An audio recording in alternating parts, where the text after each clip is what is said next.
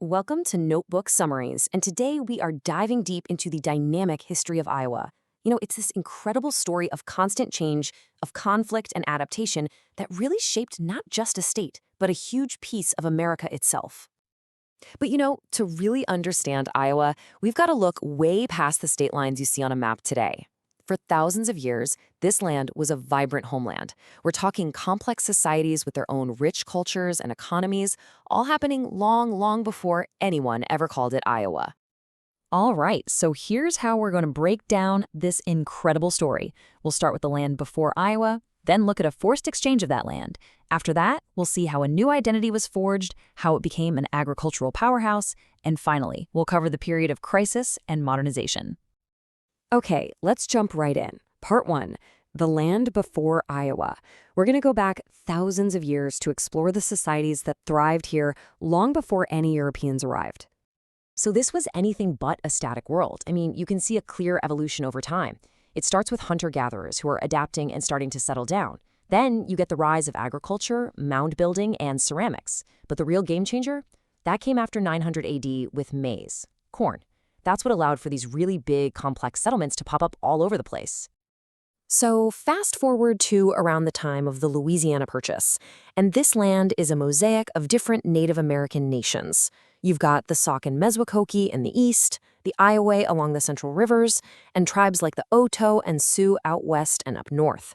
And even though their total population was pretty small, maybe under 15,000 people, make no mistake, they were the undisputed stewards of this entire region. Next up, a forced exchange. Because the Louisiana Purchase in 1803, that was the event that changed everything. It kicked off this incredibly fast, often violent period that completely redrew the map of who controlled this land. Just look at this timeline. We're talking less than 50 years, that's barely a single lifetime, for the U.S. government to just systematically wipe out nearly every single Native American land claim. It happened through a relentless push of treaties and conflicts. It was just a stunningly fast and total transfer of an entire homeland. And the real turning point here was the Black Hawk War. See, when the respected Sauk leader Black Hawk tried to resist being removed, his defeat was used as the justification for a massive land seizure. The treaty that followed, the Black Hawk Purchase, well, that was the key that unlocked the door for U.S. settlement. It just carved out this huge slice of eastern Iowa. But the story doesn't totally end there. In this really incredible, kind of poignant turn of events, some of the Meskwakota people actually came back to Iowa later on. They pooled their own money, got the governor's permission, and started to buy back a small piece of the land that used to be all theirs. And that became the Meskwakota settlement, which is still there today. Okay, so now we get to forging a new identity. With the land open for settlement, a flood of newcomers arrives. But they're faced with this environment that is completely alien to them, and they have to innovate and adapt just to survive. And in doing that, they basically built the foundations for the modern state. So try to imagine this. You've just arrived from the thick forests of Ohio or Kentucky. You're used to having wood for everything, fuel, fences, your house. Then you get to Iowa, and you're suddenly faced with this endless sea of tall grass. This wasn't just a different view. It was a fundamental how do we survive kind of problem. And the ingenuity they came up with was just amazing. No wood for fuel? Fine. They burned dried prairie hay and corn cobs. Needed a fence? Okay, they built up ridges of dirt or planted these super thorny Osage orange hedges. And with no logs for a cabin, they literally built their houses, called saris, right out of the dirt and grass of the prairie itself. But the real revolution, the thing that changed absolutely everything, was the railroad. Before the 1850s, farmers were totally isolated.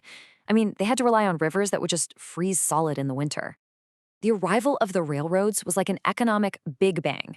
Suddenly, you have year-round transport, that isolation is shattered, and Iowa's farms are plugged directly into the national market, connecting them to Chicago and really the rest of the world.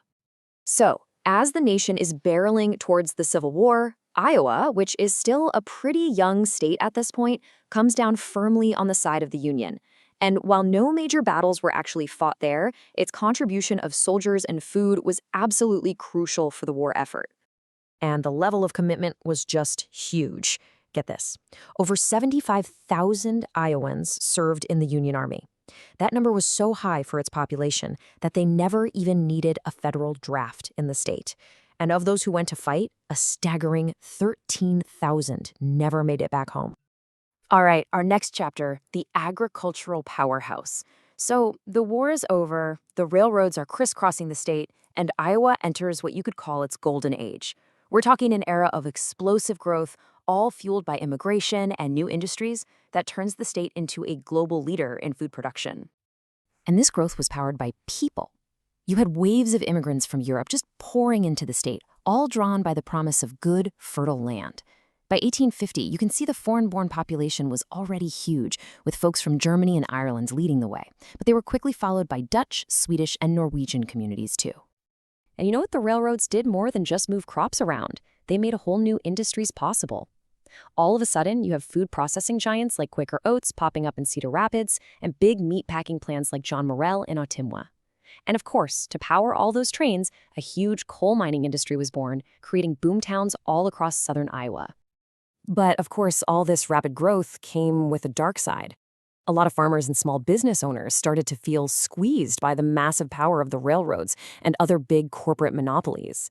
This led to a pretty serious political backlash during the Progressive Era, led by guys like Governor Albert Cummins.